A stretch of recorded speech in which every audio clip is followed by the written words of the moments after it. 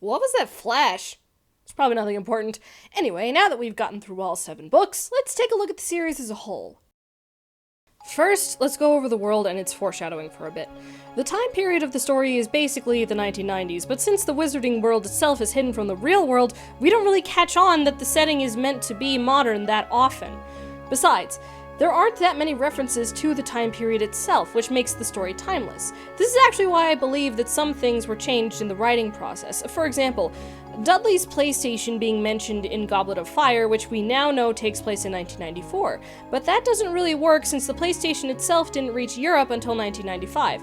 However, the book itself was likely written when the PlayStation was the hot new system in the late 90s, so the kids who bought Goblet of Fire in the year 2000 when the book was published would know what it was. I believe that originally the books were supposed to take place in the years they were published, but that didn't really work out since there's a 3-year gap in between Goblet of Fire and Order of the Phoenix. So naturally some changes had to be made. But like I've said, since the reference is so tiny that most people don't even know about it, we don't notice the inconsistency unless we do a little research. Plus, because of how irrelevant it is to the overall plot, it doesn't matter. The rest of the world is built very consistently. As for the story itself, it was definitely planned to unfold this way. There are all kinds of foreshadowing listed throughout the series that we may not think much about, but they suddenly become major players in later books. I have a few examples listed here, but I think the biggest one is how Half-Blood Prince took a lot of magical items from Chamber of Secrets and utilized them in a better way in the story. There's the vanishing cabinet that Peeves broke that is now fixed, also some of the artifacts Harry saw at Borgin and Burke's in Chamber of Secrets. But if you want to know my personal favorite example, it's when we realize, either upon a reread or through reading Deathly Hallows, that Harry and friends have actually seen the locket and the diadem before in other books. Also, the foreshadowing that Harry himself is a Horcrux, as there's a fear throughout the last 3 books of Harry being possessed by Voldemort. Speaking of foreshadowing, let's talk about the prophecy. I've talked a little bit about the prophecy in the Order of the Phoenix review, but it's brought up again in the Half-Blood Prince. I do want to point out one very important detail that was mentioned in that book specifically. Harry doesn't have to listen to the prophecy. He quite literally can just do nothing about Voldemort, but the problem is that Voldemort will continue to hunt him until he finally kills him.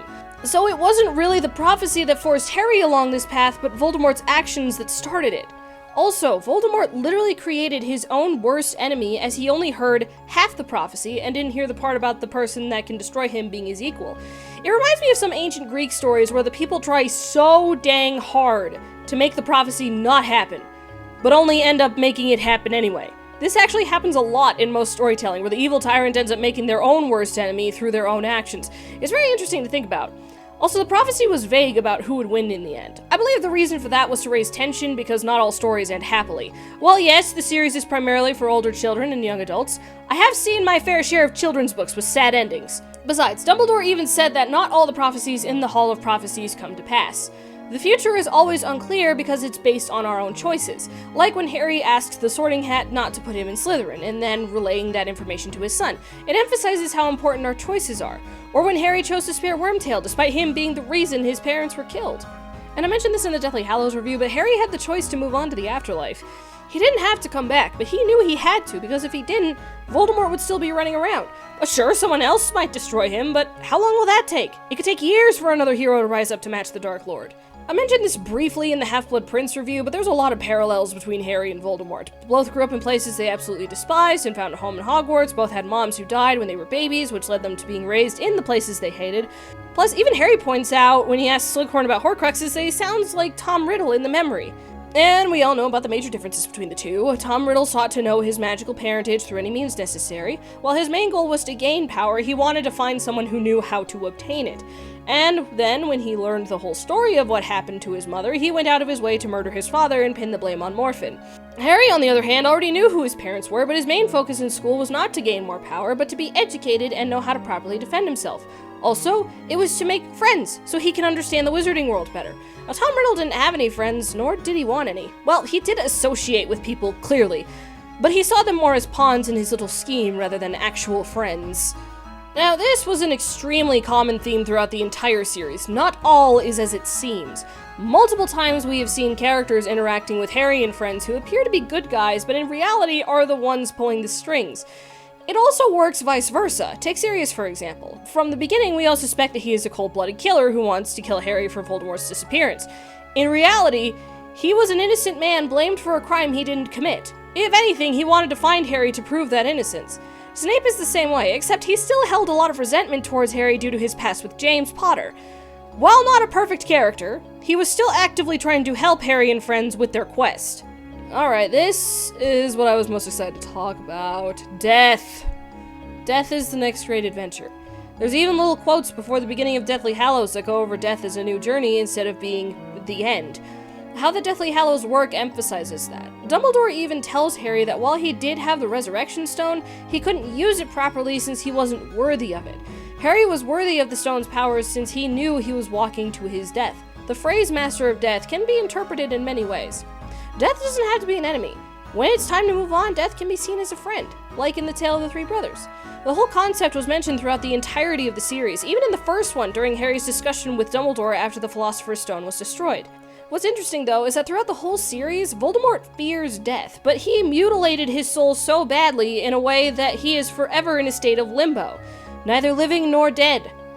And to many, that is a fate worse than death. Even the ghosts who chose not to die sometimes feel regret for not moving on. Now, you probably noticed this throughout the story, but this is very much the hero's journey. Sure, not everything happens in the place you expect, but each of these elements do happen throughout the story. You'll notice, especially as we continue the series' September tradition, is that many beloved series throughout the years follow the hero's journey structure. It's almost like this pattern of storytelling actually works. Good versus evil is one of the best ways to tell a story. I mean, sure, the world itself may not be so black and white, but people should still know what is the major difference between good and evil. Also, I know a common trope used especially in this series is the power of friendship and love. Now, while it can be overdone in a silly way, here it's used a bit more subtly. Or even sometimes it does feel overdone. Either way, I mentioned this in other reviews, but Harry needed his friends to help him on his quest. He couldn't do the whole thing alone. Such is the case with many other stories we've heard, even all the way back to ancient times. Even heroes like Odysseus had friends and companions to help him. Caring about others does not weaken you. If anything, it makes you stronger. Well, take a look at Harry and Voldemort, for example. I've mentioned this before, but Voldemort's soul was so mutilated that he could no longer feel remorse to put it back together. Harry, on the other hand, always took the time to care, and even took the time to protect his friends and their families before he even tackled Voldemort because he cared about their safety. And look where it led them. Voldemort is now suffering a fate worse than death, while Harry is living a happy life. Overall, this was a well-written and well-put-together series meant to tell a good story and emphasize the importance of needing love in our lives. While the world itself is not fully consistent, it's consistent enough to where most readers don't care about the tiny details. This series has made an impact in many lives to the point where we have 8 film adaptations, 3 spin-off films, a TV series, and many more. And while not everything attached to the series is perfect, the main books themselves are still a fun story to read and to tell. This is the series that taught me what it means to experience a story. Well, this series had a few other factors, but this was a big part. I would definitely recommend reading the series from beginning to end, even though there will be some rough patches. Such is the way with all stories. We shouldn't skip the rough patches, we should watch the characters learn and grow from those rough patches.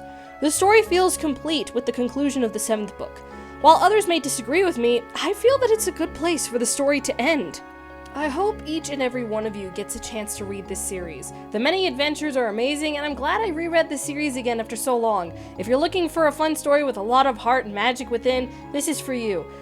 And so we come to the end of the 5th annual series September. I hope to see you all again next year. Happy reading!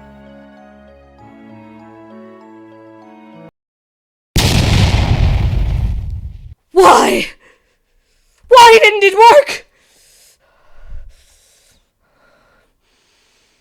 No matter. There are other ways to achieve what I desire.